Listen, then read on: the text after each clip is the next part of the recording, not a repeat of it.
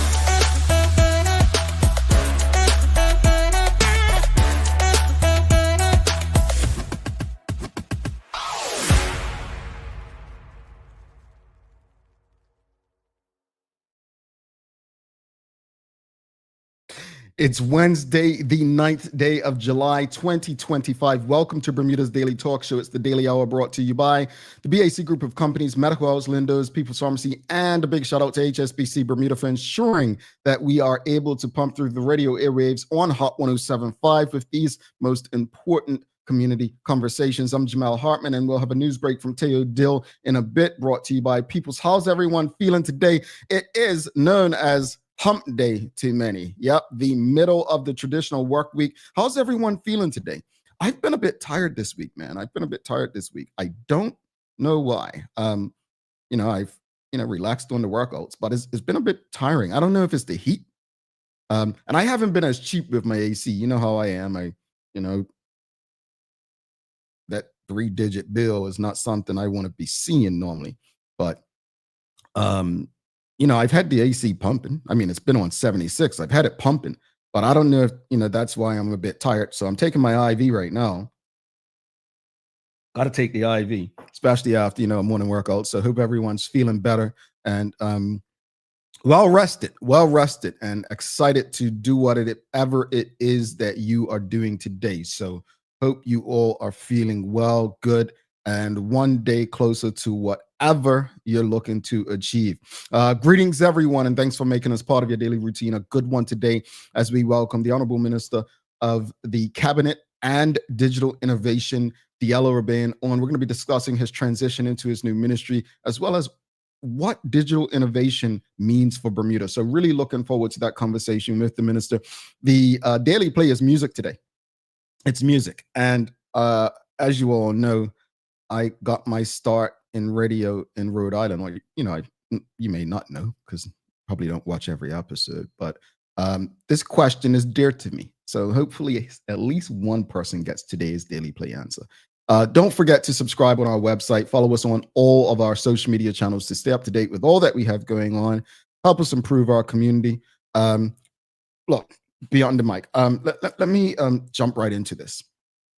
I want to say something because yesterday we had a conversation with about a story that Trevor Lindsay, TNN, did. And I want to say this because while I may not owe it to him, there's a courtesy that should take place amongst mediums. And I do want to say that I could have definitely, and I've done it before, with many, I've reached out and said, hey, look, we're going to be talking about this morning. You might want to tune in. I could have definitely reached out to Trevor and said, hey, Trevor, we're going to be discussing this article that you've put out about the, arrest that was linked to a property owned by the family of the Commissioner of Police, Darren Simons. So just want to, shout out to Trevor and just say, look, I earned that. I could have definitely reached out to you as a courtesy. Also, we have extended an invite to the Commissioner of Police to come on and engage with you, not regarding that, but just the way in which things are communicated to the public. There's already so much scrutiny or controversy around things, and I think all of us can agree the one thing shared value that we do want as far as policing is a safer Bermuda. So looking forward to having the Commissioner on in the coming days. Adeline Swan says, I'm walking to work and watching/listening to my favorite show. Well, I hope that means that we are your favorite show. We appreciate you, Headleen. But let's jump into today's conversation, folks. Let's jump into today's conversation. So, but I hope or I believe that many Bermudians have traveled since the pandemic. I believe that many Bermudians have traveled since the pandemic. Bermuda has had flights to the Azores, to the UK, throughout the United States, throughout Canada, since the pandemic. And I'm going to bet that many people have traveled since the pandemic. I first left Bermuda in 2001, August 2001. My mother, my sister, and my nana they took me away and they left me in Alabama to, do the school thing. And within a month of them dropping me off, there was what's described as a terrorist attack in New York City that changed the way we traveled forever. And all of a sudden, travel became a nightmare for so many. I think years after that, a gentleman went on a plane and tried to light his shoes on fire and was not successful. And from that point on, people now had to take their shoes off while traveling. It just became more uncomfortable. Over the years, things have gotten easier. You have things like TSA pre-check, global entry, things of that nature. However, a big move was made yesterday. And the question of the morning is, how do you feel about TSA now allowing passengers to keep their shoes on? And also, do you feel safe traveling on airplanes? And you can use the QR code if you want to maintain your anonymity. You can use the QR code, or if you don't want to use the QR code, if you're tuned in, if you're watching on screen, you can use the QR code. And if you don't want to use the QR code and you want to just click the link, if you're on one of the streams, you can click the link on our website, on Facebook, or on YouTube. But the question of the morning is, how do you feel about TSA now allowing passengers to keep their shoes on? And do you feel safe traveling on airplanes? Now, I must say to you, audience, we are waiting a word from Skyport. We did send out something to Skyport this morning to see if Skyport will also be, following suit by the TSA. So, and let's be honest, we all want to travel safe, but taking our shoes off, it's annoying. Like, one of the things I didn't like about traveling to colder destinations during the winter is you had to, obviously you had to put sweater on and a jacket. The amount of layers you have to take off, it's an inconvenience. So again, question of the morning is, how do you feel about TSA now allowing passengers to keep their shoes on? And do you feel safe traveling on airplanes? Do you feel safe traveling on airplanes? What are your thoughts on those things? And I'll just read the story. We're going to go to our friends over at CNBC. So the title is, TSA will let travelers keep their shoes on at airport security checkpoints.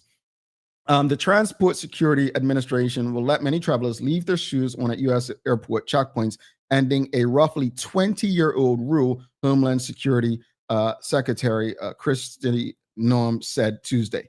The change will be immediate and nationwide, she said, and said they want to improve the travel experience while maintaining safety standards. They briefed industry members about the change early Tuesday, according to people familiar with the matter. The agency screened an average of 2.5 million people a day last year. All right. Most passengers had been required to remove their shoes at U.S. airport security checkpoints since 2006. The TSA at the time said it required shoe removal because of intelligence pointing to a continuing threat. That came after Richard Reed, who became known as the shoe bomber, tried and failed to ignite explosive material in his shoe on a Paris to Miami flight in December of 2001. Travelers enrolled in the TSA's pre-check program can already leave their shoes on and keep their laptops and similar electronics in their bags when going through airport security checkpoints. They said they took a hard look at how TSA does its business, how it does its screening processes, and what they do to make people safe. but also provide some hospitality as well. She also mentioned the World Cup next year, noting the agency expected an influx of travelers. The policy will go away. They'll go a long way into facilitating smooth, seamless, and secure travel for passengers. And it's welcome news for millions who fly every day. Making security decisions that are informed by risk assessments and based on leveraging advanced technologies is a common sense approach to policy change. All right. So you heard it all. You heard it all, folks. How do you feel about TSA now allowing passengers to keep their shoes on? Are you excited? Do you feel safer? Are you concerned? What are your thoughts? And do you feel safe on airplanes today? Yes or no? Do you feel safe traveling on airplanes today? A simple yes or no. All right, let's go to the audience. We've got Suzanne Ingham. She's excited. She says, yes, keep your shoes on. No, I don't feel safe. Haven't traveled since 2017. I wouldn't travel alone now. Okay, got you. And I can appreciate that, Suzanne. Thank you for your contribution. Dr. Anthony Richardson says, I'm fine with people keeping shoes on. Is the change also due to better sensors able to to detect suspect shoes? I feel safe traveling on aircraft. I did read somewhere, Dr. Richardson, that there is new technology. I did read that somewhere. Yeah, it says on leveraging advanced technologies. Yeah, so yeah, I'm pretty sure they wouldn't have done this without ensuring that they had technology to make sure people don't have things in their shoes. But personally, as someone who travels on an airplane at least 10 times a year, I welcome it. I do. I welcome this change. Everyone wants to get to the destination safely, right? We all want to, whether we're driving ourselves or getting a ride on a train, a bus, or an airplane, we want to get to our destination safely. I think a common sense approach is finding the best technology to make the inconvenience less. And I think if they have the best technology and the inconvenience is less for the hospitable experience, then I'm all for it. But again, what are your thoughts, audience? How do you feel about TSA now allowing passengers to keep their shoes on? Do you feel safe traveling on airplanes also? But also, we want to know whether Skyport Bermuda is going to follow suit. Once we get a statement, we'll let you know. We'll fill you in. But Renee Simmons says, I don't think about negativity when I travel. I guess because I love to travel anywhere. I think it's a move forward, as sometimes you want to wear boots, but it's better wearing an easy slip-on. Yes, winter. Woo. Winter. I don't want to wear boots. I legit traveled for a time in wearing like shoes with no laces, simply because I just did not like the inconvenience. Then when I got global entry, which includes TSA pre-check, I was a little less worried. No, the next thing I would love to do is have to stop taking off my belt. Yeah, putting a belt on to all those buckles. Come on, man, that's an inconvenience. And not all airports do it. Bermuda's airport does it, but most airports I go to in the US don't require me to take off my belt. So I'm interested to see if Bermuda's airport will follow suit with these. I'm very interested. Polly Rich says, I think the safety aspect should be continued. I do not feel safe traveling. So you think that they people should still have to take their shoes off, Polly? Is that what you're saying? You feel more comfortable with how it is now? Shamari Sky says, yes, I feel safe. I don't like people taking their shoes off because some people's feet stink. and I have to step where they step. I mean, here's one thing. And all jokes aside, I would never, ever travel without socks. Like summertime, when I would see people with flip-flops and take off their flip-flops and put them in bed, and they're walking their bare feet on the ground at the airport, I was like, no can do. I will not do that. So I agree with you. I agree with you there, bro. I really do.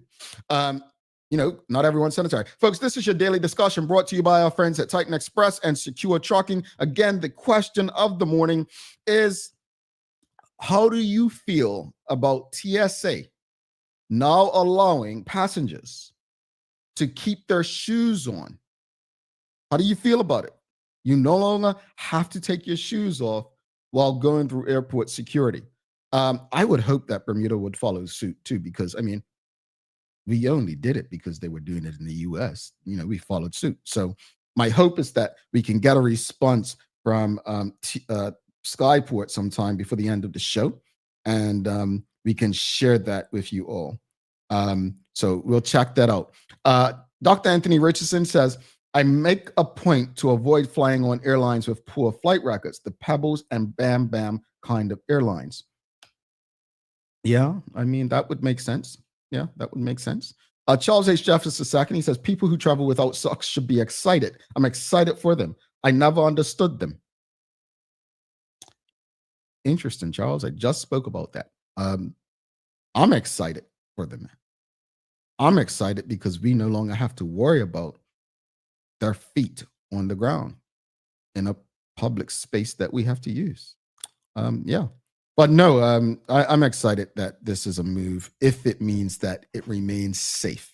If it means that it remains safe, I am all for it. All right. Polly Rich says, yes, correct. More comfortable with persons taking shoes off. Okay. So Polly Rich would love to see the policy remain. She'd love to see the policy remain. Anyone else? How do you feel? Like, would you rather that people keep their shoes on to maintain safety? Paulie, I believe, I'm going to trust the TSA based on the statement that we read. I'm going to trust that the TSA is doing this. I'm going to trust that they're doing this based on information, right, that tells them it's no longer necessary, but also because they have the technology, to still figure out if someone's a danger or a threat to others. Let me play devil's. I'm gonna go on Polly Rich's side for a second. With the current state of the world, I can completely understand why anyone would be concerned. I get it. I do. Anyone tuned into Hot 107.5, you want to come on stream, let us know how you're feeling. If you've just tuned in, we're discussing the latest move by the Transport Security Administration in the United States. They announced recently that with immediate effect nationwide in the United States, that travelers will now be able to leave their shoes on at U.S. airport security checkpoints.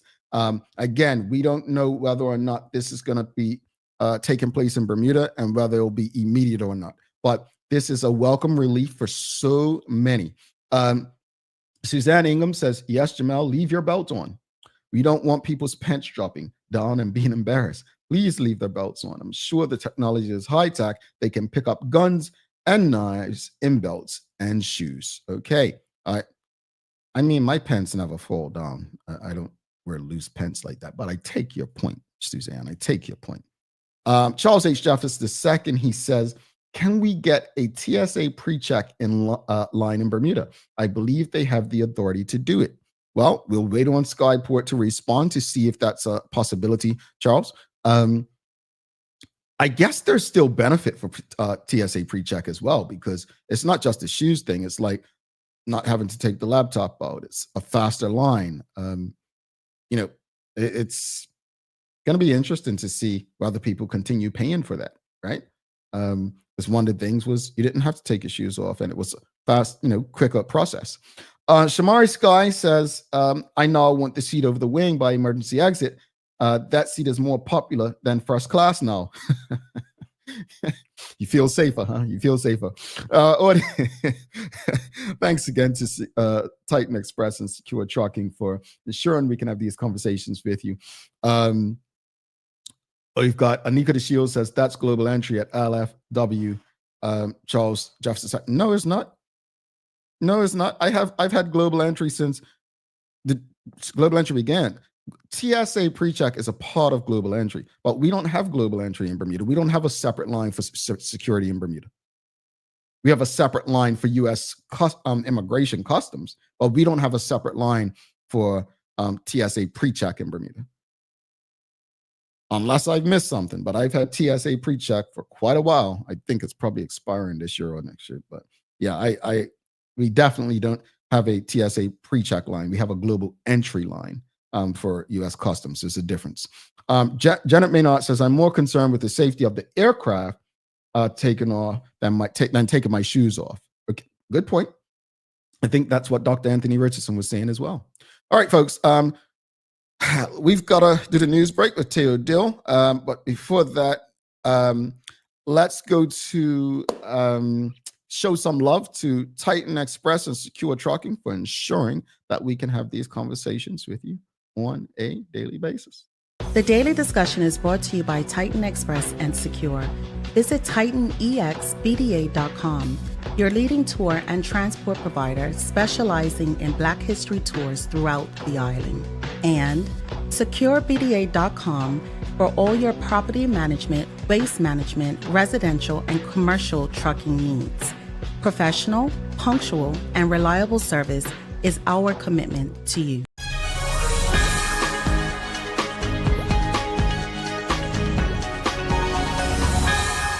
Get through your hump day today by picking up a Ninja ice cream maker at People's. Check out the home aisle and you will leave with a little joy. Now, inflation is right where we want it to be as retail sales went up just a bit year on year, according to the Ministry of Economy and Labor's newly published Retail Sales Index for February 2025. The numbers, which indicate that inflation was just under 2% year on year as of last February, show that the total volume of retail sales went up over 0.5%, which reflects an increase of just under $95 million for that month. The two most noteworthy details are that motor vehicle store sales jumped by nearly a third, while liquor store sales dropped by over 8% year on year. Now, this all syncs up with the recent Cost of Living Community Summit, where policymakers, business leaders, and technical experts all talked about what's necessary to make it less expensive for people to pay for their essential needs here in Bermuda. However, the one thing that's always left out of this conversation is that what we're all asking for, that is a consistent, comprehensive decrease in prices, aka deflation, is a bad thing for basically everybody, always. A little inflation is believed to help encourage spending and stimulate economic growth, while the inverse, that is deflation, does the opposite. Here's why. Prices go down. The profits of businesses tend to go down with them, and the economy suffers. A lot of people, therefore, either lose their jobs or have to accept lower wages. And what do people do when they have less money? They consume less. What happens if people consume less? There's less demand for goods and services. And what's the consequence of reduced demand? You've guessed it, an even bigger deflation problem. And local police officers have become sufficiently popular TV stars in the UK to justify getting another season on the small screen. And in solid tourism news, we've cracked the top 10 islands worth visiting, according to the readers of one of the world's leading travel publications. This year's Travel and Leisure Reader's 25 favorite island destinations has Bermuda sitting at number 10 with the total satisfaction score of 84.5 out of 100. Since we know you're wondering, the number one island this year is Anguilla with an 89.2 rating. Notably, we came behind St. Lucia, Bahamas, and Turks and Caicos, but we did beat Aruba, Jamaica, Cayman, the Dominican Republic, and the remaining dozen or so rounding out the final 25 destinations. Now, weather-wise, we'll be getting some more short bursts of rain over the next couple of days. Nothing that should fill up our tanks, though, which is a shame. This is all due to an extended patch of showers sliding through our airspace between today and tomorrow, which could bring a bit of thunder our direction as well. Out on the water, the seas will remain glassy, so head to the beach if you can make time for it. I promise it's going to lower your blood pressure. And that is your TDH News Break, brought to you by the spectacular folks at People's Pharmacy. I'm Teo Dill. All right. Thanks so much for that, Tay. Folks, today, it's Fashion Day. It's Fashion Day. Yep, days of the year. It's Fashion Day. So, audience, what is your favorite piece of fashion? What's your favorite thing? What is, when it comes to fashion, what do you like most? What do you say, you know what? I got to have that. What I will say is I've never been a fashion guy. You know, I know you're like, you dress so well, Jamal. No, I've never been a fashion guy. But if I had to say my favorite piece of fashion, I would probably choose a nice jacket that complements whatever shirt I have on underneath. And if you know me, I'm gonna get the jacket on clearance. But a nice jacket. What's your favorite? Is it? I mean, I know a lot of ladies like jewelry, like what the bangle things and earrings or something. But what's your favorite? It's Fashion Day. Celebrate Fashion Day by doing something nice for yourself. That doesn't mean spending. It could be wearing your favorite hat. But what's your favorite when it comes to fashion? What's your favorite? Oh boy, Renee Simmons says shoes, shoes, shoes. Okay. Dr. Anthony Richardson says Ray-Bans and a straw hat. Okay. Got to have the Rays in there and the straw hat. Keep, block out the sun and the haters. All right. What else, audience? It's Fashion Day. I know what the minister is. Minister Diallo Rabain. I don't know if he still does it, but he used to have those bow ties. Remember the bow ties? Yep. He was very well known for the bow tie. We're gonna ask him when he comes back. What's his fashion piece? Is it still the bow tie? So don't miss this conversation, folks. In the meantime, give us a like, love, follow, share the conversation with your friends, your family, your colleagues. We're going to be back in a bit with the Minister of the Cabinet and Digital Innovation, the Honorable Diallo Rabain. Stick with us. Let's face it, life can be a little wild, but shopping doesn't have to be. I choose People's, so that whether it's a prescription that needs to be filled, a toy for my little terror, or a gift for a new addition to the family, we'll see about that. Everything's available in one convenient location. Some call it People's. I call it my one-stop shop in the city. People's, we're here for you.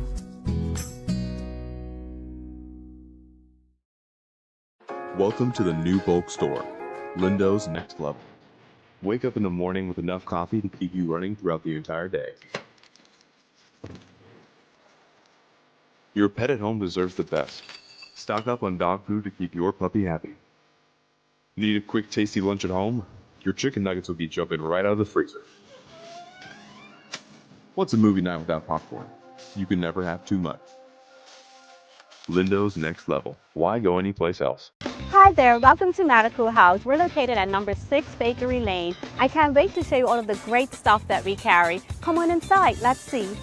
Long days, long shifts, you no longer have to endure comfortable underwear. Designed by nurses, we now offer premium undergarments by Swoop that are unique, fun, comfortable, and functional.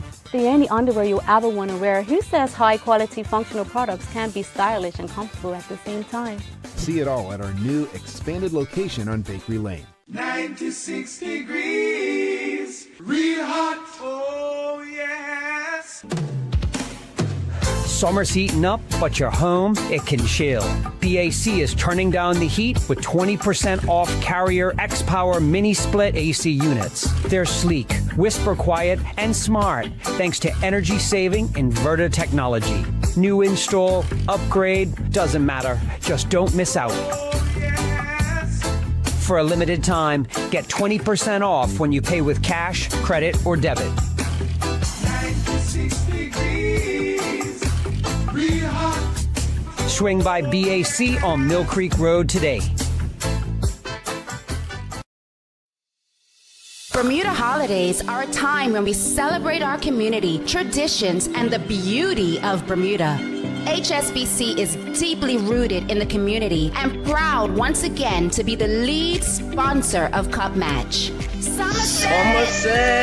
St. George's! St. George's! Whether you're heading east to watch Cup Match in person or spending time camping, boating, swimming, or simply relaxing, no matter which team you choose, Cup Match is one of the most spectacular and energizing events, bringing the entire island together in celebration of Emancipation Day and Mary Prince Day. Wishing all of Bermuda a happy Cup Match from HSBC, and may the best team win. Somerset! St. George's! HSBC, opening up a world of opportunity. Discover Drop It, your go-to grocery delivery. Browse and select from a wide range of groceries, from fresh produce to daily essentials. Our friendly drivers deliver fresh groceries to your door fast, saving you time and hassle. With Drop It, you get fresh groceries delivered fast so you can focus on what really matters. Drop It, freshness at your doorstep, delivered to your door with Lindo's. Why go anyplace else?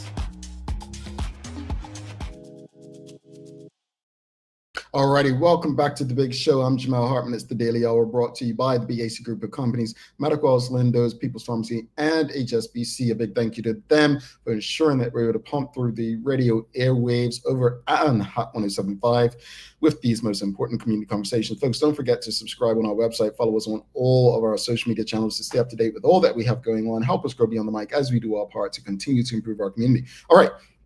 We were speaking fashion. We asked, and you all kept speaking. Anika the Shield says, for Fashion Day, shoes and purses. Polly Ritz says, I'm not a fashion girl, but mine is shoes. Karen Simmons says, handbags and hats. Suzanne Ingham says, born and raised Bermuda BDA t-shirt, she actually says. Absolutely love them. Thank you, Mr. Roberts. Who's Mr. Roberts? All right. Well, without further ado, audience, let's bring on a very special guest today. We've got the Honorable Minister of the Cabinet and Digital Innovation. Please give a warm TDH welcome. It's been about a year or two since he's been on. Diallo Rabain. Greetings, Minister. How are you? I'm doing fine, Jamal. I was just laughing at some of the comments about fashions. And Yo, where's your bow tie? Interestingly, I haven't been wearing ties, period. I kind of got looked at strange because sometimes there would be like impromptu pictures that we have to take, and I'm the one standing there without a tie on. But my bow tie collection is probably around 60 bow ties. Wow. And maybe about 30 odd ties themselves. But I probably will debut a bow tie this Friday. I have an exciting announcement that I'm making in the house on Friday. So that's a bit of a teaser right there. I mean, man, I thought he was going to say a bit later on the show, but it's an exciting announcement that I'm making on Friday. So just listening to you, I think I'll pull one out just for old time's sake. And I will let you know that every single one of my bow ties are self-tie. I don't have any tie. I do not own a pre-tied bow tie. No, that's talent. Because I'm gonna be honest with you. Everyone, I used to wear ties all the time. I stopped wearing them probably when I left the BTA, and it would just be a shirt and a jacket over it. And I just stopped wearing them. But all of my ties, I actually had to tie. But bow ties, man, that seemed like work. So I had to clip them. They came like that. So that's talent, Minister. So you know how to tie it yourself. Yeah. And it's interesting. It's confusing to me to tie it in the mirror. So I don't use a mirror to tie. Wow. Because I get why. Yeah, it's not mirrored. Most people do them in mirrors, but me, I can do it, and it's actually quite simple once you learn it. It's pretty easy to manipulate. All right, so we'll be looking out Friday, folks. Minister, the Honorable Diallo Rabain in the house. Minister, welcome back to the show. Actually, welcome back. Thank you. I know I was supposed to be on here earlier this year, but some conflicting issues. I was hoping to be on here again as the Minister of Education before I moved. I'm not sure what happened with that and my team organizing that, but I'm happy to be here now. Yeah, for sure. And, it would be, honestly, probably not in the best interest of any talk show or morning show or community-focused show to ask you, first off, how are you doing? Because, you did speak publicly about some health issues you were going through. How's that going for you before we jump into the conversation? Sure, Jamal. And you don't have to be shy about that. I think all of Bermuda knows that I am a cancer survivor. I was diagnosed with prostate cancer late last year, which kind of hit me like a brick and took me out of my usual flow for quite some time. But I've become quite the advocate of advocating for men to get checked, especially after finding out the statistics that are so that are especially about Black Caribbean men. And 1 in 4 of us will be diagnosed with a prostate issue. And so prostate cancer being one cancer that can be solved if caught early enough. I just encourage men to just get checked. It was interesting speaking with Prostate Awareness Bermuda, which is an advocacy group that I do participate with, and the leading doctor here, Dr. Mack and Julie, everybody calls him Dr. Mack. They were Mack was joking at me, ribbing at me the other day when he said because of since my article, his referrals have gone up threefold. Mm. And so that's a positive for me that men are willing to get checked and willing to check themselves out. Interestingly, Jamal, once I came out and said, hey, I have prostate cancer, the amount of persons that I knew but didn't know they had cancer has completely increased because they now admit it. And since that time, I've had about 3 or 4 really close mates who have decided to get tested and find out that they're now undergoing cancer treatment. So I'm glad I was able to influence that. I'm glad I'm doing better. I'm glad I'm on the road to recovery. 6 months is just over 6 months out, and I get tested every 3 months, and I'm so far cancer free, and it's expected to remain that way. Love to hear it. Love to hear it. And I at 40 went to urologist, and the same thing. And for me, it was more like my mom had just passed from cancer, and just them doing their checks for me. And so, I am glad that you were able to inspire others. And I think by going public with something like that, being vulnerable, it is that much more impactful. So we're happy that you are cancer free. Looking forward to continuing our conversations with Dr. Makanjula as well, to ensure that as many men as possible continue to take that route. And we hear about it all the time, people not going to doctors. Well, he's made access so much easier. We had him on, they've got a van now. So big up to Dr. Mac out there. But transitioning now politically, you've returned to the field. You recently transitioned from the Ministry of Education to this brand new portfolio. How has that shift been for you personally and professionally?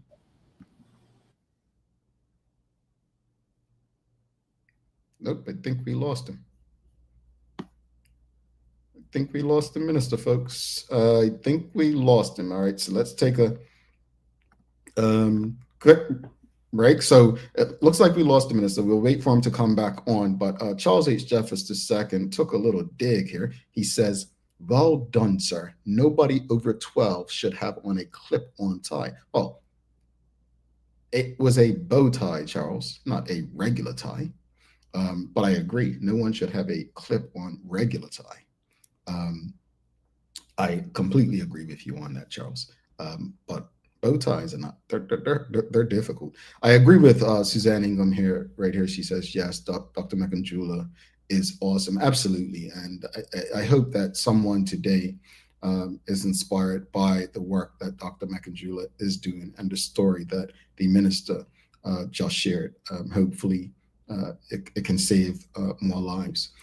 So we'll give the minister a second to come back in and continue the conversation as we get into his new ministry and what digital innovation means. Folks, if you have any questions for the minister about his new ministry, you can send your questions and comments through, and we'll do our best to get through as many as possible once he's able to come back. But if you have any questions, also we are waiting. We did get word we will be getting a statement from Skyport about our discussion this morning, where we were discussing whether Skyport will follow suit with the TSA in the United States, allowing passengers to keep their shoes on. So we will be, once we get a statement, we'll possibly put it on our social media channels so that all of you will have access to what it means for Bermuda, this latest move by TSA. All right. But in the meantime, if you have any questions or comments, does everyone know what the Ministry of Digital Innovation does? Cabinet and Digital Innovation does? Are you familiar? Yes or no? Do you know what the ministry is responsible for? This is important because, the minister's here. This is our opportunity to speak to him directly, to see what exactly we can expect from his ministry. Again, he said he has a big announcement coming up this Friday in the House of Assembly. We should be excited about that, right? But what does the ministry do? What can we be excited about? Well, I just asked, do you all know what the ministry does? And Sean Smith says, nope. Suzanne Ingham says, no, never heard of it. Anika DeShields says, not at all.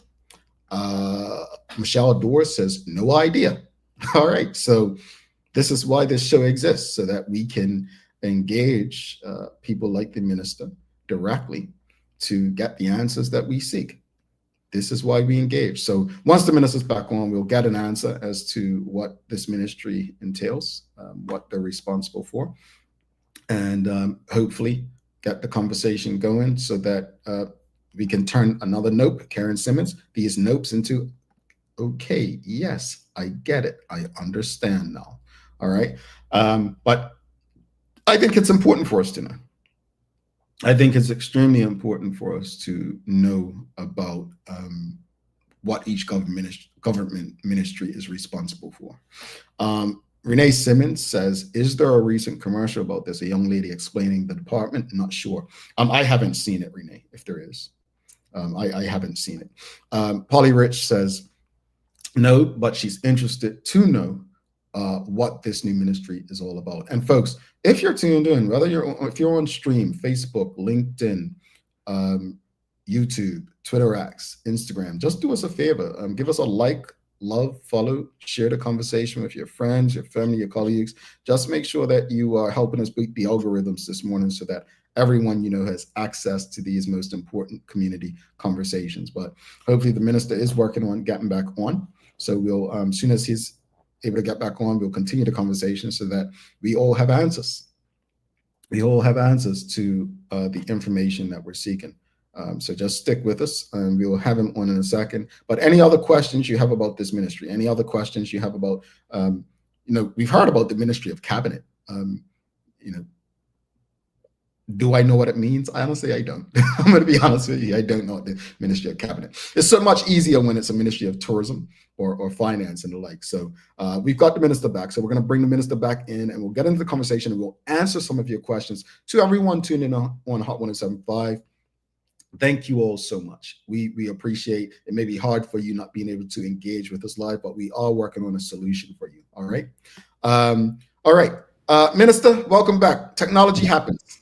I do apologize for that, and I do apologize to your listening audience. Don't be worried. I will definitely make my time to be back if our time is cut short today, and if I'm welcome back. You're always welcome, Minister. No problem. No problem. Before you got cut, we were just asking, you recently transitioned from the Ministry of Education to this brand new portfolio. Mm-hmm. And while you were out, I asked people, do they know what your ministry does, what it's about? And every last person who answered said, nope, no idea, no. So first off, before we even get into the ministry, how has the transition been for you personally and professionally with all that we just spoke about? It's been an interesting journey for myself. It's not something that I'm unfamiliar with. Technology is something that I find that I've when I came back from school, it was one of the things. My degree is in electronic engineering. And so I've always been around computers, technology, programming, and different things like that. So when people heard the digital innovation part, they think about that. The interesting thing for me is I moved from a ministry of education that actually had two departments, but it was a massive lift to a ministry that has, it has like maybe 6 departments or 6 areas underneath it, and they're all played a very important role in Bermuda. And I find that I'm still seeing the same issues that I would have seen in education as well. Persons coming and asking me questions. The fact that the Department of Planning is under my remit, and probably during my week, maybe 80% of the queries I get about government have to do with the Department of Planning. But for those who don't know, the Ministry for the Cabinet Office, that's an interesting one too, because it's the only one that says for the instead of Ministry of. And so it's Ministry for the Cabinet Office and Digital Innovation. And so we play a central role in the coordination of government services. So a lot of things come through this office that you wouldn't think of, like the government HR department comes through this office. The government project procurement office comes through this. Patty, the privacy commissioner, the petty commissioner, and those entities come to here. The Department of Planning. I have libraries and archives. I have IDT, which is the department that runs all of the technology throughout government. We also have the digital innovation team that works under myself as well. So it's quite a few bits and pieces, but also part of that, and that comes on through this office, but is operated by the Premier's office and by the head of public service, is on things like protocol and things along those lines. So there's lots of things that come through this, but it's really segmented. So Hops, or head of public service, handles some things between her and D Hops. The Premier's office handles some things, and me as the minister handles some things as well. And tell me something. That's a lot. I mean, I'm sitting here. I'm like, okay, stop. Oh, I forgot parliamentary registrar as well. The one that got a lot of say during this last election. Yes, they did. Yes, they did. But we can definitely have a full show on that one as well, Sure. regarding voting rights. But I'm stuck on the innovation part, because when I think of digital innovation, that can mean so many things. Can you break it down in simple terms, like what's the main focus of that part of your ministry? The main focus of that part, and what we're doing, is to make government more accessible digitally for its for the residents, and creating what we call a one-stop shop. And so the idea is that you'll be able to walk into, say, the post office and go to a kiosk and be able to access whatever you want to know about government, or whatever you need to do that concerns government in that one location. Log onto a website, put in your name, put in your password, verify yourself, and then anything you need to do with government is right there at your fingertips. The ability to gather information from government, making it more like certain things like Patty, making it less reliable, less reliant on people saying, hey, let me see this, by making more of those things more digitally available. And so, if you say you're interested in the minutes of the broadcast committee, instead of requesting those, there's a place that you can just go and see those minutes and those sorts of things. So making the government more electronically available to our citizens is our main focus as we are working through. And so it's been a learning curve working with the digital innovation team, and the things that they're worked on that a lot of people don't necessarily get to see. So part of their remit is to take government forms and make them electronic. Something as simple as that. So you're not got to go and get a form, fill it out by hand, and hand it to someone who's got to type it into the computer, and they might make a mistake typing it because some people's handwriting isn't as legible as others, and those sorts of things. But putting those forms online, and when I asked them how many forms have they done, and they're up, I believe they're like in the upper, almost close to 200 have been digitized and online for you now, that persons simply don't know about. I'm hoping that duty form, because it's like I have to fill it out by hand, then I get to the airport and I put it on that little machine thing. Like my hope is that's all gonna be like something I can do in my phone soon, right? Well, that's the type of things, and it's interesting how a lot of these things come about. It's virtually the departments making a request to say, hey, can I digitize this, or can it be digitized? And so there's a priority, the way they prioritize these things that come to them.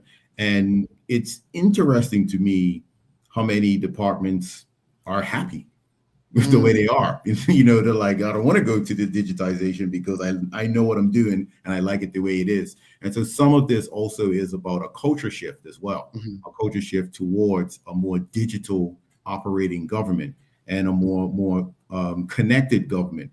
Currently, what we have, and one of the problems that we find now that we're doing this, is so many departments kind of operate in their own silo and with their own technology that doesn't necessarily talk to the department next to them.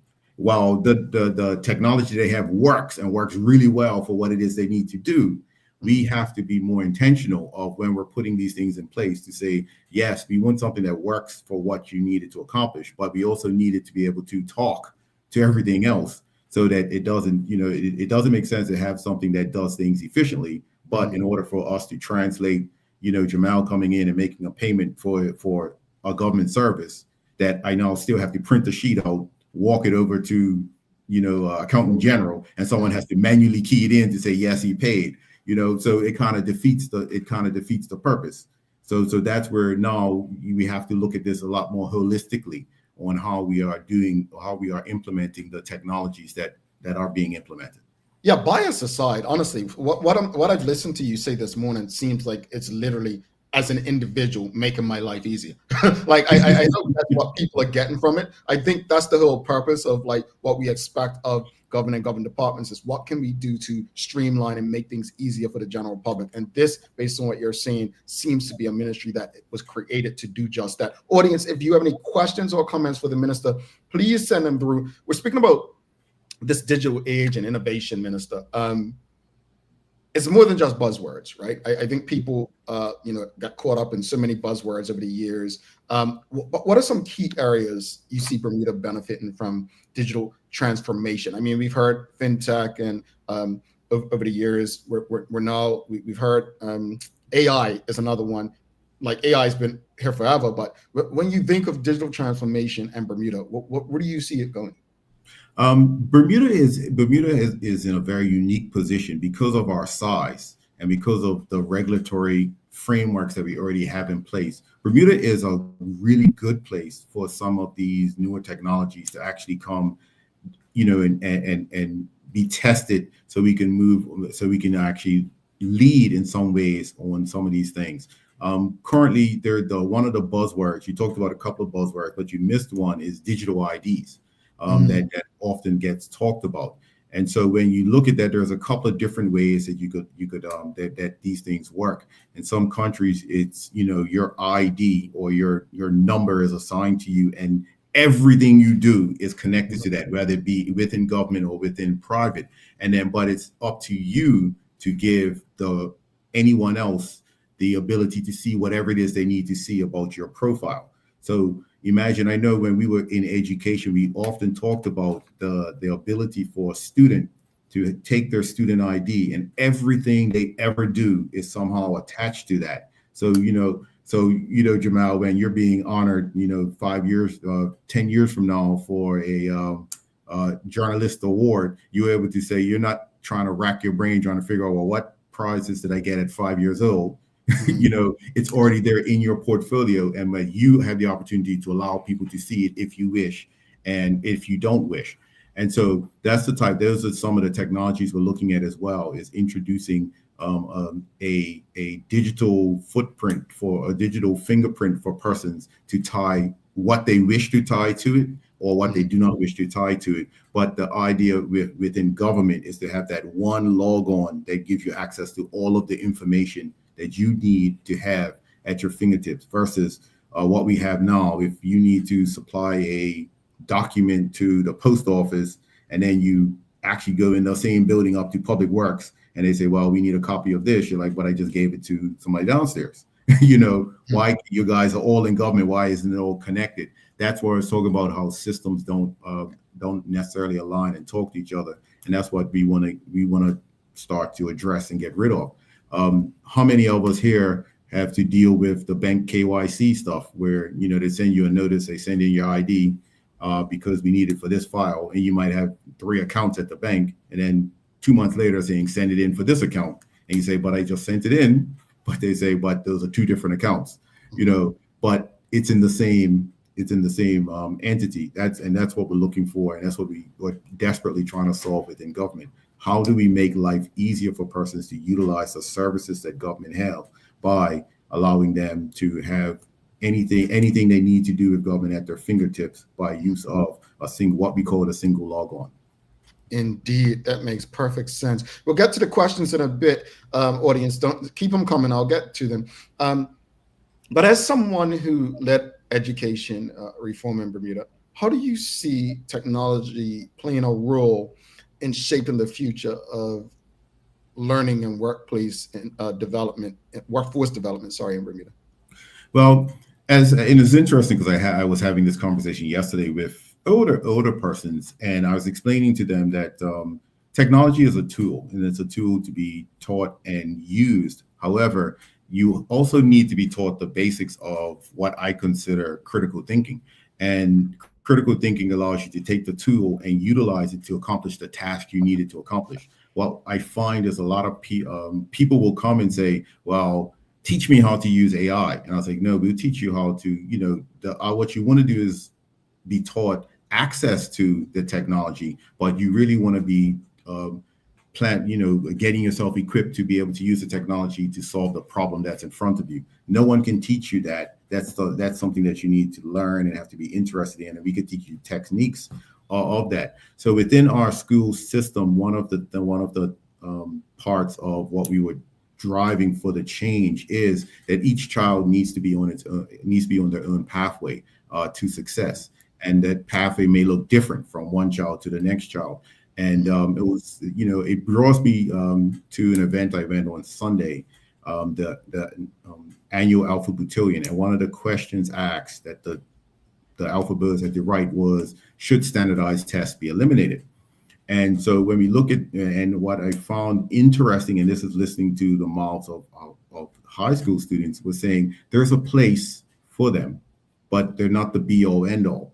Persons of our age, Jamal, and older, that's how we tend to rank people on how well they do on something that we understand.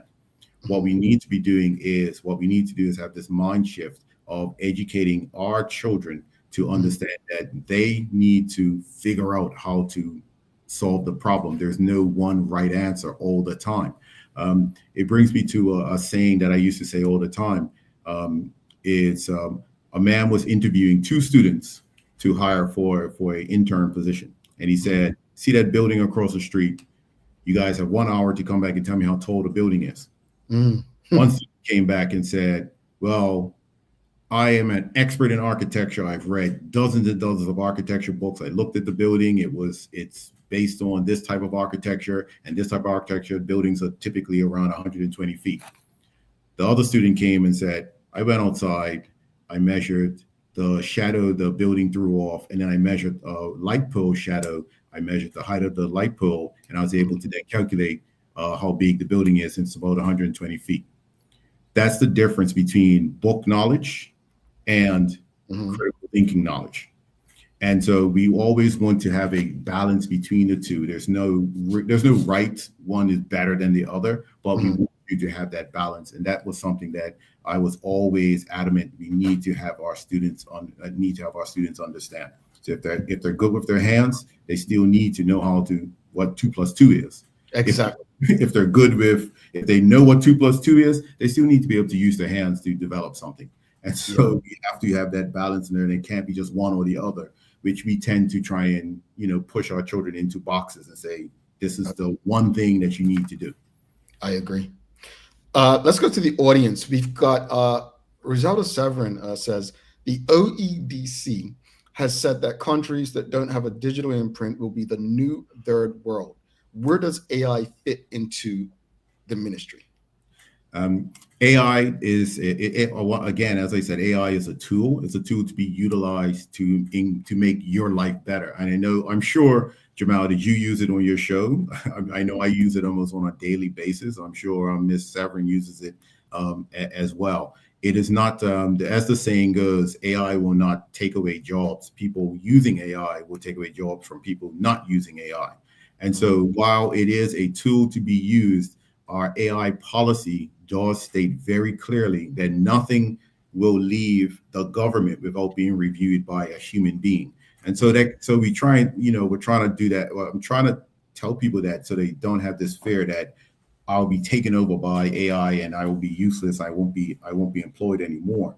It's a tool to be used just like anything else. But if used incorrectly, it will not be effective as if you use the tool incorrectly. But it is part of the policy that we will be reviewing that work being done with AI by a human being. So where it does fit is certain things like creating chat boxes within the government, where you're able to log in and ask a question and it automatically sends you to the right department, gives you the right forms and those sorts of things. Being able to automatically take tons and tons of information and give you a workable summary that you can then use to move on with your job. Streamlining processes, figuring out how to utilize this to manual processes that would typically take days and days and days, sometimes weeks and months to do, can be reduced to a mere minutes, so that allows more productivity out of the actual person doing the work. So that those are some of the things that we've already utilized that for. And we'll be making some more announcements on some fantastic things, that some breakthroughs we've had in terms of implementing AI to help with some things that in other cases, when we first looked, the backlog was almost 3 years, and now that backlog's reduced to a few months based on using AI.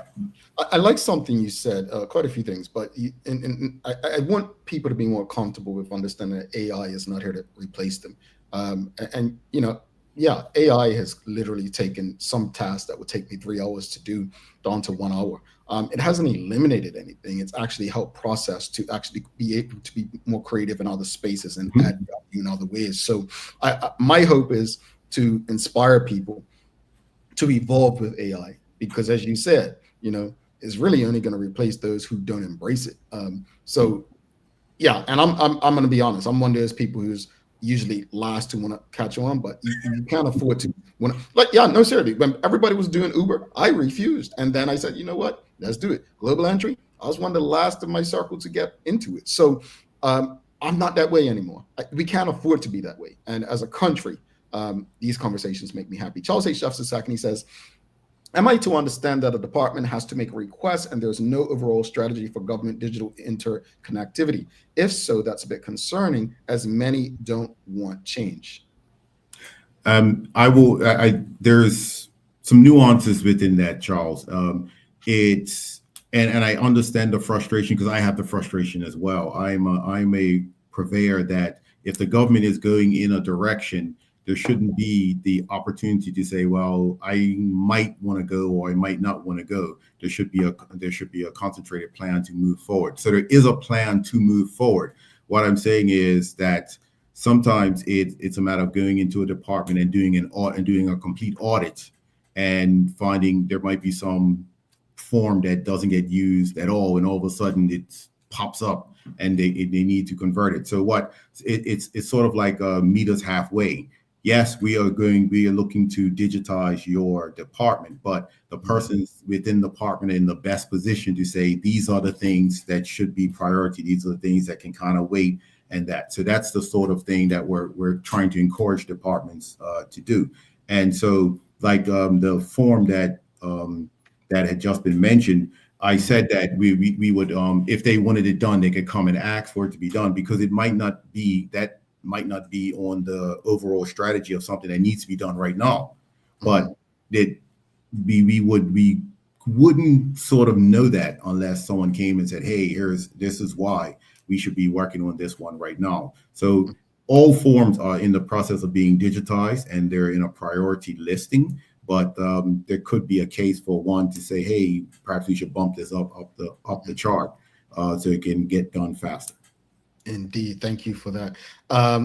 Just a quick yes or no question. Sean Smith's asking, is the government planning on putting an AI chatbot on their website? Eventually, the simple answer to that is you should be able to see that. But if you go on the website now, and if you click on the upper right corner, you're able to see online services, and it's like a chat box, because it brings up a search line, and you could type whatever you're looking for in that line, and everything related to that will show up. Got it. Charles H. Jefferson II asking, in the U.S., almost everything is attached to one social security number. Do we see us moving to something similar using our social insurance number? Because you did mention, streamlining that kind of earlier, making sure that, someone, you can tell what they did at 5 years old. Was that kind of what you would like? I'll give you my personal opinion, and then I'll give you what's really happening. That is something that I'm saying, hey guys, isn't that the most practical way to go about it? I will let Mr. Jeffers know that currently there's a project going on. It's called an 100-day accelerator project, and this comes out of the work that we've been doing with the UAE, and that is, they're actually looking into like what would that look like Is it best to create a different number? Is it best to use that particular number? If so, what about persons who are here on work permits? What about persons who are PRCs but not necessarily because we have you have that one where you can do an investment and get your PRC that may not necessarily have a social insurance number. So there's some thoughts that are going into exactly that of what that could look like in the future. But that work is being undertaken as we speak. Alrighty. Kenton Trott says there are some exciting things on the horizon. I'm hopeful that many of these are implemented soon, so processes can be streamlined. Keep up the good work, Minister. And then we have Renee Simmons. She says, perhaps passports can be more digitally integrated. I think this will eliminate a lot of time processing if configured correctly. Yeah, people don't like the passport situation. Well, the passport situation is an interesting one because it's, as we know, the UK, as we are a colony of the UK. The UK has said that we will process your passports. So I'm not sure how much more. I know the UK passport is digitized, so perhaps some conversations around the overseas territories could take place on how that process could be with the UK government. But as it stands now, we're kind of almost I want to say hands tied on how we can make that a little bit more. To make that process better than what it is. What I will say is that the form that you fill out, there is a PDF version of that you can just type your information in. You don't have to fill it out. And so that's one area where it has going forward. And interestingly, the BTOC passport application, the actual form, I want to say my last research showed it's the same form for all of the BTOCs. So I thought that was interesting. I know Bermuda had it in a special form, but then I saw, Cayman's form is identical and other places forms where it's the absolute same form that we use. So, that's a whole other conversation around the issuance of passports, I want to say. But fortunately, it doesn't fall to me as one of the many things that I need to solve. Mm-hmm. I cannot let you leave without touching on this because I'm actually shocked no one in the audience asked about cybersecurity and data protection. Big global concerns. We had an issue in Bermuda with it recently. What's the government doing to secure, or I guess ensure, Bermuda stays safe and secure as it becomes more digitally connected? Well, there's two things there. One is the cybersecurity for the government of Bermuda. And I can say with the updates that I've gotten, it's a lot of money has been poured into making sure that our data, the Bermuda government's data, is safe. And it's fascinating to actually go in there and watch how these guys have this 24/7 365 24/7 monitoring that's in place, that's not only done locally, but it's done through overseas or through external partners as well. In terms of cybersecurity of the country, that falls under national security, and it's under the Cybersecurity Act that was actually passed, I want to say last year, May. And so they have recently brought on a CISO, which is the Information Security Officer, Chief Information Security Officer, and there's requirements under that act to put certain things in place that are currently underway. There's also a requirement in that act for any companies in Bermuda that go through a cybersecurity incident to report, and so data can be kept on that. There's also a requirement of that act to develop a plan on how the various sensitive things that make Bermuda run will be looked after in the case of any sorts of attack or anything that comes place. So I don't want to steal the thunder of national security. I do know that there's probably going to be some announcements on that as they move forward.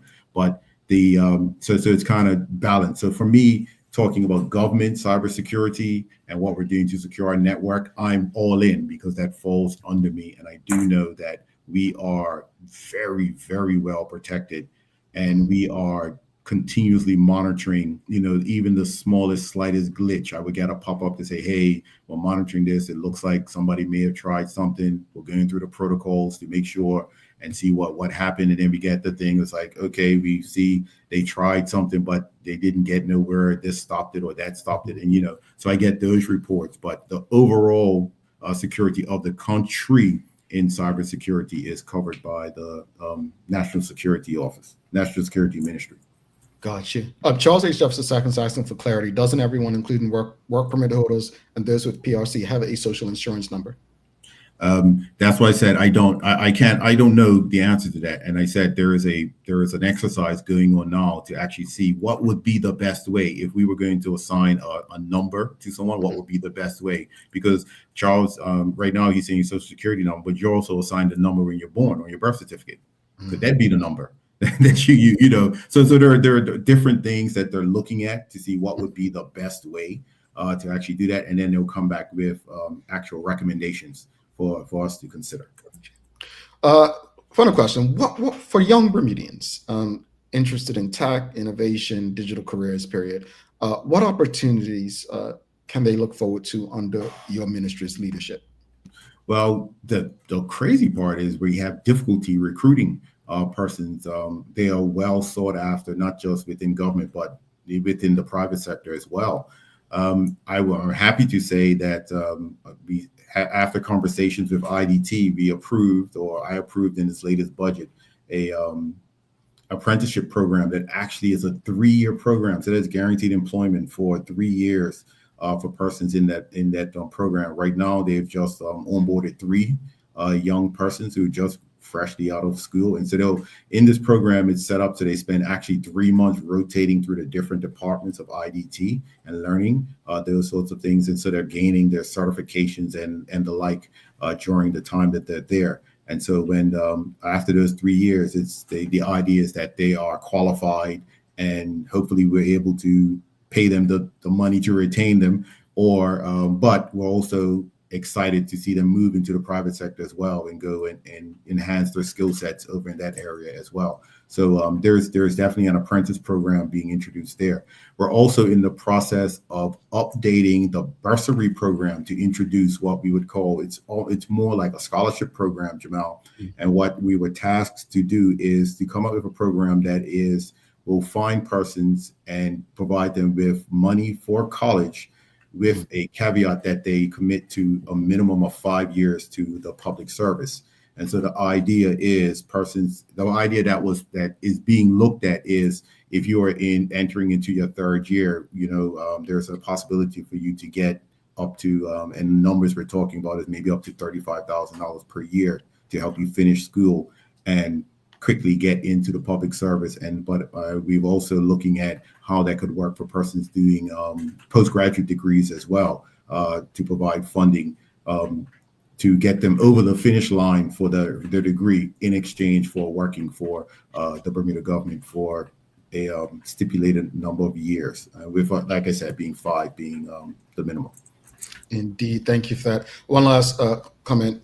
Charles H. Jefferson II, he says, I get concerned when I hear that there are a PDF form as it requires someone entering that data into a database. We need to remove steps that could result in incorrect data being entered. And then Renee Simmons, second, that said exactly my thoughts with the passport PDF form. It can be easily tampered with. Speaking from experience, any protection, like you can give them confidence that it's the process is actually safe. If you go to forms.gov.bm, you'll see a lot of the forms that are there. And one of the things being a minister who's had forms set up, it's very, very specific. You have to be very specific about what's going to happen to the information once it's been entered. In most cases, that information is, unless it's a record that you're trying to keep, a lot of that information is discarded once it's been utilized for whatever it needs to be utilized. You also have the PADI rules that govern how information can and can't be used that is being collected from people. In terms of PDFs, that is unfortunate that you had that exercise. I do know myself, whenever I fill in a PDF and I'm sending it in, there is a option on Adobe Acrobat that allows you to lock the PDF that prevents people from copying and pasting and those sorts of things. So it becomes like a regular form that is unable to be edited further after you finish doing what it is that you're doing to it.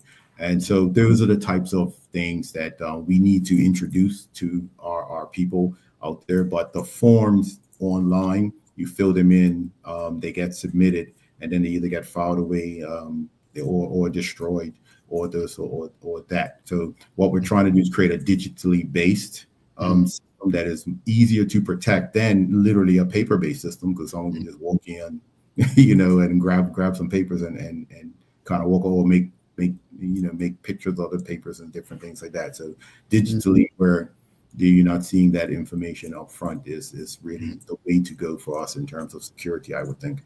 Indeed, Minister. Thank you so much for this conversation. Again, so much more we can talk about in different aspects. And I'm surprised you didn't bring up the one that's really been a bugaboo for me. Which one's that? Posters and banners around Bermuda. Minister, that's under me as well. We talked about 2 weeks ago about that, and it was an interesting conversation. I will go back and listen to that show, because I'm in the process of looking at how we can embrace what it is that we're doing, and not so much around regulation and fining, but how do we all coexist with this new Bermuda? Because the legislation that covers this stuff was drafted in 1911. It's archaic. It's archaic. And so when I heard people say, well, just enforce the legislation, they don't understand that also means I'm gonna have to go downtown and shut down and make people take stuff out of their windows, make them change their signs and all of those sorts of things as well. If you want everybody, because you can't just say one person has to be compliant and not everybody else. So we're in the process of looking at that. And we'll be holding, and I'm going to use this forum to say we'll be reaching out to hold some forums and I appreciate people to get some input on that. Right now, I'm trying to reach the promoters. Right now, I actually talked to a couple of them yesterday to try and get them to say, hey, come in, guys, so we can actually understand why it is you're doing this, what you think about how we can move forward. And so those are the types of things that I want to talk about when it comes to that. I want to share this with you. I think one of the biggest concerns during that conversation is that they're leaving this stuff up after they're not taking it down, right? As an entrepreneur, I think that there has to be a charge. And I'm not saying trying to take money away from them, but by them doing this, they're taking money from, how did they used to promote? They used to do it through radio stations or TV stations or newspapers. They're taking advertising and they're doing that for free. In my opinion, the government should put out a request for proposal for billboards, if that's the way we're going. And there should be actual proper billboards. I think when you go to Paget Step, like so T Street, I don't buy the stuff where people are being distracted, because I drive on a highway regularly and there's billboards everywhere. I'm not distracted. You get used to it. Your focus is what you're doing. But I believe the best way forward, from a perspective of keeping the island pristine, from also supporting the promoters, is to create an entrepreneur opportunity. And maybe we do it in sectors. The East, someone gets the billboards for that. The West, we did it with the bus shelters, right? For years under Dr. Diallo Rabain, I believe the bus shelters had those billboards inside them, right? They had the where people can advertise on those things. You have it at the airport. Yeah, you have it at the airport, right? You have it there. I just think it has to be done in a way where it doesn't impact, Bermuda's beauty, if that makes sense. But also give an opportunity for entrepreneurs, people who, I remember wanting to write a business plan or something like that. And my uncles are like, oh, it's illegal. And I'm like, and we just push for government to make some changes, right? Yeah. But people only seem to want to do what's within the law rather than trying to work with government to make things happen. I'm interested because I want to attend these. I think there's opportunity here for the government, opportunity for entrepreneurs, and opportunities for the promoters. But it has to be not, and I'm not saying regulation, but it has to be done in a more structured way. That's exactly what I'm looking. That's exactly how I'm looking to approach that. And it's interesting you mentioned that, because you're not the first person that said, hey, why not have a billboard? Why not have specific locations? Why not have regulate? Well, when I say regulation around the size of the banners, Right. the Yes. look of the banners, and different things like that. So it all looks more coordinated. And so I'll definitely keep you in mind when we start having these types of conversations, because you're speaking the same language that I've been hearing from other people as well. Perfect. I'm mad I didn't realize that was on your ministry, because we're gonna have a whole conversation about that, minister. No, honestly, first off, I'm happy that you made the time. Glad that you are healthy, back to work, and keep doing what you're doing. I'm looking forward to learning more about your ministry and all that you cover. But in the meantime, have a wonderful day, and we'll definitely be in touch. All right. Thank you. Appreciate you, folks. Georges. Thank you. That was the Minister, the Honorable Diallo Rabain. If you appreciated that conversation, please do us a favor, give us a thumbs up, a love, a like. We're going to take our final break. We'll come back. We've got a daily play, and I'm going to wrap it up. Give my final thoughts. Stick with us. Dreaming of expanding your business? With BDC's Loan Guarantee Program, we support your ambitions. Get up to 75% guarantee on bank or credit union loans up to $300,000. Just your vision and our support.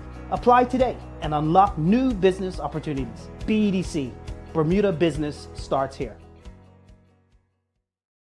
Considering the increasing challenges faced by financial institutions, the need for insurance protection is a critical component of the risk management framework.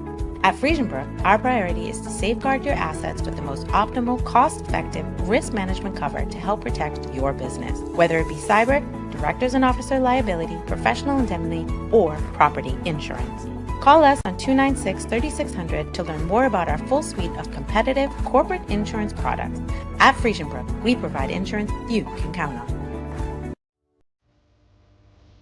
Get ready for the Emancipation Edition, an evening of powerful voices and vibrant culture. Presented by Sankofa Bermuda and Curb, this event brings short, impactful conversations on history, culture, and community.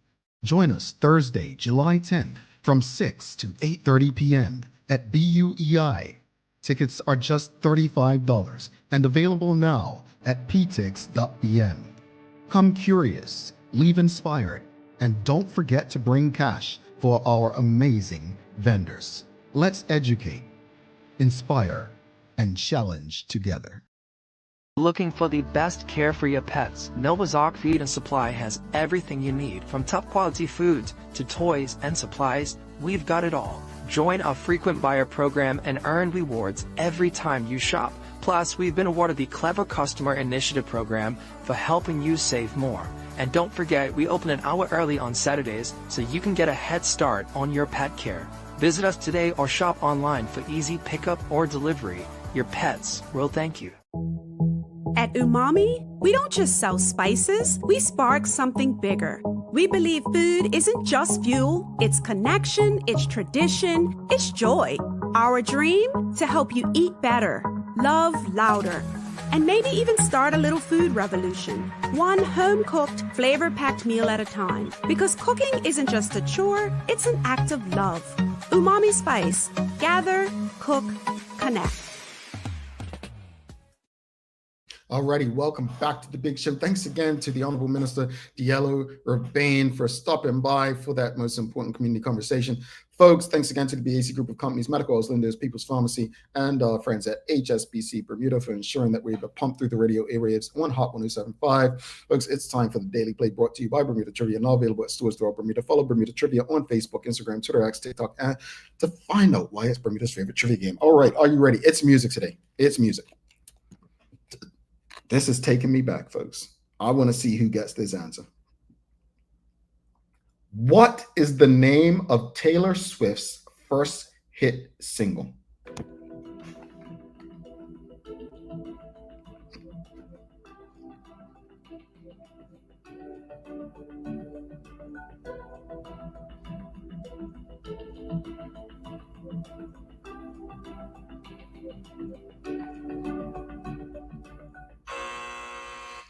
Well, it's obvious we don't have any Swifties in the audience. Renee Simmons says, shake it off. No. So I remember being in the room. Tell it to my heart. No, Anthony Richardson. I remember being in the room. I was the morning show producer of a country radio station in Rhode Island back in 2005, 2006. and we were in a listening session, and they played this song, and it was a young country star. She was a teenager, young teenager at the time. And they asked me what I thought. I was like, me, the black guy? And I said, I actually think it's a nice song. The name of the song was Tim McGraw. Yeah, Tim McGraw, the country artist. That was Taylor Swift's first hit song when she was a country artist before she transitioned to a pop star. All right. But yeah, that song takes me back to my country radio days. All right, folks, time to wrap it up. Final thoughts. Look, I'm all about safety. I want us to be safe. I want us to be feel safe, and travel should be a fun time for us. We shouldn't feel inconvenienced, right? It should be fun. Hopefully, the technology that's in place ensures our safety, and the ability to keep our shoes on is a step in the right direction to ensuring that travel returns to being a fun experience from start to finish.